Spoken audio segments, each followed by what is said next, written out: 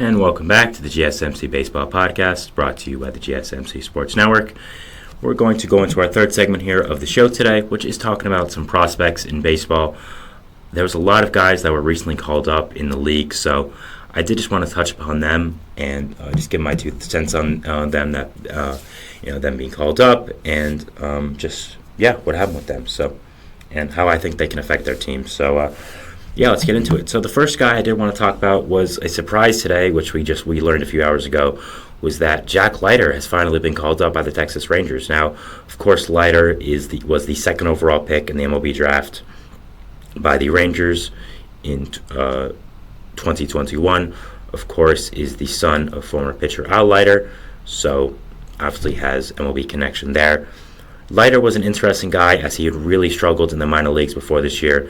ERAs of 5.07, 8.10, 5.19, 5.54, but this year kind of put it all together a little bit. I mean, only a small sample size, of course, 3 games pitching in, but had a 3.77 ERA, but it really flashed some nice stuff, had kind of shown that he might have been backed. I mean, a 16K per nine in the minors, so really strong start by him. I'm not exactly sure when he's going to make his MLB debut and if he's going to be pitching out of the bullpen first before becoming a full-time starter, so we'll definitely have to see about that. But I think this is a really good job by the Rangers. They need a lot of pitching help since you've had injuries to a lot of guys, including Max Scherzer and Jacob deGrom. So I think that calling up Leiter is a good decision in my opinion. You want to see what he has there in the tank. You drafted him second overall for a reason. Yes, his professional career didn't start out like you wanted it to, but at the same time, he still has a lot of potential. He has the tools. He was one of the greatest pitching prospects ever coming out of college. I don't really think it's a crazy thing to say that. So I'm very, very excited to see what he can do at the major league level, and I'm excited to see what he can do for this Rangers pitching staff. So, I mean, you just placed Cody Bradford on the IL, who is like your 8th starter, so you definitely need the help right now. And if Leiter can become really, really good, I think that's a huge help to the Rangers, and just something that is really going to affect their pitching staff and really give a positive outlook for them. The Rangers also called up Cole Winn, who made his first appearance in a game yesterday, going inning and 2/3 in relief. He did not give up any runs, which is really nice. So, great job by him. Another guy I think that is going to affect and help the Rangers pitching staff a lot. Again, the Rangers had so many injuries so far. It's one of the reasons I was skittish on them to make the playoffs, just the pitching staff and what's going on with them. So, but if you can get your young guys like Cole Winn, like Jack Leiter to really perform, be very good, and be consistent starters in this rotation, might change my outlook on you guys. So it's kind of crazy how much young talent and potential the Rangers have in their farm, even after winning the World Series. So their organization's just in a great space right now, and I'm really interested to see the future. You also have guys like Kumar Rocker, of course, Jack Leiter's college teammate, who haven't even been called up to the major leagues yet, who could still make a big impact. So yeah, that's definitely something else I'm watching. Of course, he is recovering from Tommy John, so we're not sure when he'll be fully back from that, but still was a great pitching prospect coming out, even though he did have that situation with the Mets where they didn't even want to offer him because they felt his arm was bad or something. His arm was so bad that there was no point in even offering him. So we'll definitely have to see with Rocker, but as of right now, these 2 guys they called up, Leiter and Winn, I think are going to be really impactful pieces to this rotation and pitching staff alike. So yeah, good job by them. And, great job so far. The Astros did a really interesting calling up today, calling up Forrest Whitley to the major leagues. Now, if you guys don't know who Forrest Whitley is, he's had a very, very interesting career so far in professional baseball. So this is a guy that was drafted 17th overall by the Astros. Came from Texas, was a flamethrower, and was kind of marked as, maybe the next, not savior of Astros baseball, but one of the next great pitchers for them. And oh boy, he did not do that right away. I mean, he got drafted in 2016, started the minor leagues there, and is now 26 and has not made his MLB debut, but is finally being called up. So, got hurt a lot in the minor leagues, did not have the greatest stats, and when he would make the roster a lot of times coming to spring training, but he would just consistently get hurt and all that. So just was a very unfortunate career for Forrest Whitley so far. Just a guy that really had the short end of the stick with the injuries, with the stats he put up. So we didn't really know what was going to happen with him, but the Astros stuck with him, and now finally at age 26, after 8 years after being drafted, he's finally making his major league debut. I think if Forrest Whitley can be good for the Astros, it helps them with so many things. I mean, their rotation right now is really on thin ice. You have a guy I just talked about before, Spencer Arrighetti. He's making consistent starts for you. That should not be happening. He's not that good. You have other depth guys who are you're elevating to everyday starting pitchers, which you don't want to do right now. The Astros are in a bad place. Their pitching staff is kind of in shambles. Their bullpen has not done great, and some of their hitting I think is regressing just a little bit. So I think they need a spark right now, and I don't know if Whitley can do that all himself, but I think he's definitely a positive to them. I think he's definitely a guy that can bring a lot of great things to this rotation if he is healthy. He throws a great fastball. He has some other secondary pitches like his slider and changeup that I think are also very solid. So I think Whitley is a really great, has a lot of potential, but is he going to live up to it? I'm not sure. We're still not sure about that. So it's going to be really fun and interesting to watch him pitch the Astros, finally make his MLB debut, and just something super interesting to see. If he can be good, if he can be a consistent MLB pitcher, I think that helps the Astros rotation so much because of the injuries they've had and some of the guys they have consistently starting. I mean, JP France, again, going to go back to Spencer Arrighetti. These are fine depth guys, but you don't want them pitching consistently. But Whitley still has some potential, I think. He's a younger guy, even though he is 26. So yeah, it's going to be very interesting to watch Whitley, and I think a lot of Astros fans have given up on him. And if he pitches consistently, he pitches well, it's a huge bump up to that Astros pitching staff, and just a great job for them. So yeah, moving into a team that Astros fans probably don't like very much is the Los Angeles Dodgers. Now, they caught up 3 prospects, so I wanted to touch upon, of course.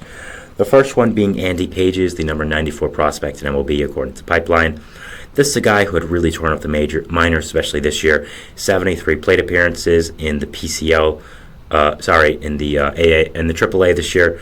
Had a 1.146 OPS. Last year in AA, he had a 975 OPS, so was a guy that had really consistently slugged at the minor league levels and had really become a really great prospect for this Dodgers team, like they needed more young talent. So it makes a lot of sense to call him up right now. I think the offense could use a little bit of a boost. They've dropped some games now. They just lost a game to the Nationals, so I don't think Pages is going to start right away, but I think he brings a spark. He's a guy I think you have to flesh out a role for. I'm not sure where he could potentially start. I think he could take Jason Hayward's role depending on what happens with him. So that's something that could be looked at here. The thing with this is I think a lot of people are wondering, did they call him up too early? This is a guy who is pretty young right now. I mean, Pages is, he is 23, but at the same time, he kind of needs some cooking. I still don't think minor league, some people think so. I don't think there's a really fleshed out role for him consistently, and he is a little bit raw, but I'm not going to be one to sit here and say, oh, the Dodgers have no idea what they're doing. They don't know how to call up these prospects. So if the Dodgers think he's ready, I think he's ready. But it is interesting that they called him up this early. I saw a lot of Dodgers prospect people online saying they were surprised by how early he got called up. So I don't think it's a matter of his talent. I just think it is that he might be a little bit raw, and again, he doesn't have a full role, and so you're not sure where his playing time is going to consistently come from, which I think needs to happen if you want to develop him fully. So it's going to be interesting to watch how they do end up performing with Pages and then where they end up putting him. So yeah, definitely something I'm watching and definitely something I do want to see. The Dodgers also called up Ricky Vanasco, who was one of their pitching prospects. Not really a top guy, but definitely a notable guy in the overall system for them. This is a guy who has made his MLB debut already. Pitched 2 innings yesterday, so he had 1 strikeout, gave up no hits, so it was really solid. I think as a guy that can help their pitching a lot. I think they've lost some bullpen pieces so far. Their starting rotation is kind of injury prone, whether they want to admit it or not. So I think bringing up a younger pitcher like Vanasco, who has some potential, who has good stuff, I think could be a really big of importance to your rotation, to your bullpen. You just lost Bobby Miller. You just lost Emmett Sheehan. You're not sure how long. Yes, you have Walker Buehler coming up, but you don't know when he exactly is going to come up and make a start. And he is coming off a huge injury. So I think calling up Vanasco is a good move by them. I think this is a guy that brings a lot of depth to your rotation, and you want to see what you have out of him. the Dodgers have so much young pitchers that they just have to see it at some point, what happens with them, and what their careers in the MLB are going to look like. So yeah, definitely interesting to me, and definitely interesting to see what is going to happen with Vanasco. And also another pitcher that was also caught up by the Dodgers, so the Dodgers are just calling up all their young talent right now, and that was Landon Knack. Now, Landon Knack is an interesting case. This is a guy I am definitely interested in. He is, he is 26 and has not been up to the major leagues yet. I think this guy really, more profiles as a reliever in the MLB in the future. He has 15 innings pitched in AAA this year, had a 4.02 ERA, but I think has really raw and great stuff and electrifying stuff. So I think the Dodgers see that. I think they're hopeful that he can come up, make a big impact on this bullpen, maybe make a start or two. I don't think he will. I think he profiles again more as a reliever in the MLB in the future, especially now being 26. I'm not really sure how much potential there is to completely dig out of him. So, yeah, it's going to be something interesting to watch and just see what not only Knack's role is, but Page's role and Vanasco's role on the Dodgers. I mean, the Dodgers have such a loaded roster and such a loaded lineup and rotation and bullpen that they have to get these young guys involved, but how? I mean, how are they going to get them involved? So it's going to be something that I am really interested in watching, and just seeing how the Dodgers do end up getting these guys playing time and getting them at inconsistent moments in their roster. So yeah, the last guy I did want to talk about was someone I touched upon yesterday a little bit, talking about their his MLB debut, which was Nick Nastrini of the Chicago White Sox. Of course, Nastrini came over to the White Sox in the Lance Lynn trade, so a former Dodger when we talked about other Dodgers. So as I talked about in the first segment, had a pretty solid start today with the yesterday, I will say, MLB debut with the Chicago White Sox. I think Nastrini has a lot of good stuff. He was a guy that I was hoping the Mets would target last deadline when they were selling off pieces. I thought they could have got him for a David Robertson or a Tommy Pham or something like that, a package deal. So, yeah, that was so Nastrini is a guy I am looking at, and a guy I think he's going to be really good. So I think it's a good job by the White Sox to call him up. I think he was more than ready. And the White Sox see, there's not much going on with our team right now. We need a spark, and calling up our young talent can be that. We just signed Tommy Pham, who you can consider a spark plug because, he has a very nice personality. He's a leader in that clubhouse. So, yeah, it's interesting that they call up Nastrini. I'm very much looking forward to watching his starts consistently. I'm very high on him, and I think he's going to be a big part of this White Sox team in rotation and core going forward. So that's another guy I did want to touch upon. And, overall, these prospects in the MLB getting called up, I thought there was, a lot of guys, and I just did want to touch upon them. Jack Leiter, Cole Winn, Forrest Whitley, Andy Pages, Ricky Vanasco, Landon Knack, and Nick Nastrini, all guys that I was really interested in talking about. So, we're going to move on to our fourth and final segment here, which is going to be talking about a segment I'm really only going to be probably today, which is I'm calling it Legends of the Game. It's honoring two legends that are, legends of baseball history. I don't know why that was so weird coming out of my mouth.